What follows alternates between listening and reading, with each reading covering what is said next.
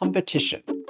Ever felt like your niche is just way too competitive? How on earth are you supposed to grow your SaaS and get ahead of 99% of other software companies? Well, you just don't need to worry about that anymore, because I spent thousands of hours in psychology, so you can know how to make yourself unique and stand out from the competition. And I'll share my findings in this video, and I'll go more in depth in my email list, link below. So what makes someone unique? Especially a software company? Well, I was recently talking to a friend of mine who told me all of their problems, pains, and desires. Now, they have a history of not taking the advice of others. So after learning what their pains and desires were, I was able to describe their pain and motivation in more detail to them. This is called mirroring. This caused them to think, this person totally gets it. They understand exactly what I'm going through. All of a sudden, that made me instantly unique from the others since I described their pains and desires. Because if they find someone who has gone through exactly what they went through, they are more likely to trust their answer. Now, I didn't even need to go through what they did. All I did was describe their motivations clearly. Marketing and psychology go hand in hand. In this conversation, I was, in a way, selling them ideas and solutions. For your software, you're selling ideal customers your solution. So step 1,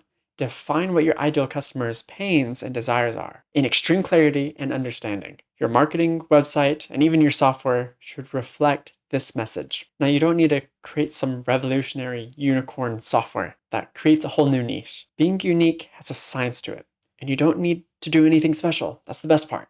And it works like this. Basecamp is a project management tool, but users kept saying they wanted a calendar. Problem is, Basecamp didn't want to build a whole calendar and bloat their software. Google Calendar was good enough. So why did they need to create a whole calendar system? So Basecamp decided to find out what users really wanted. They talked to their users and asked, why did they want a calendar? It's because they want to know what appointments are booked. So instead of giving them a full calendar feature, they only mention which time slots are already booked. And that satisfied the user. The users were like, thank you for the calendar. So when you want to pivot, add, or improve features, always find out what customers actually want. Most of the time, the customers themselves don't even know. So keep asking them what results they are looking for. They know the outcomes they want. This will make you unique because you develop based on specific users' true needs and find ways to make it easier, faster, and more likely to happen. But there's a big mistake when trying to implement this, and it works like this. When I was going through a visa process to live in Japan, I received a list of things to do.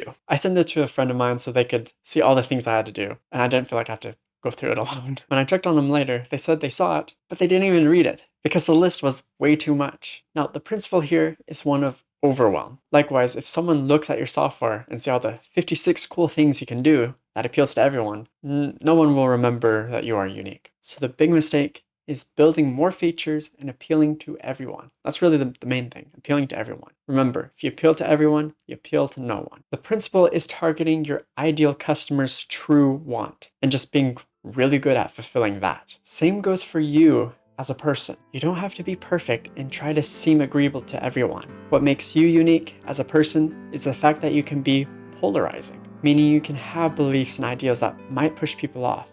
You can be imperfect, but at the same time, you attract people who do agree with you. And that is what makes people remember you. Someone will always find something bad to say about you.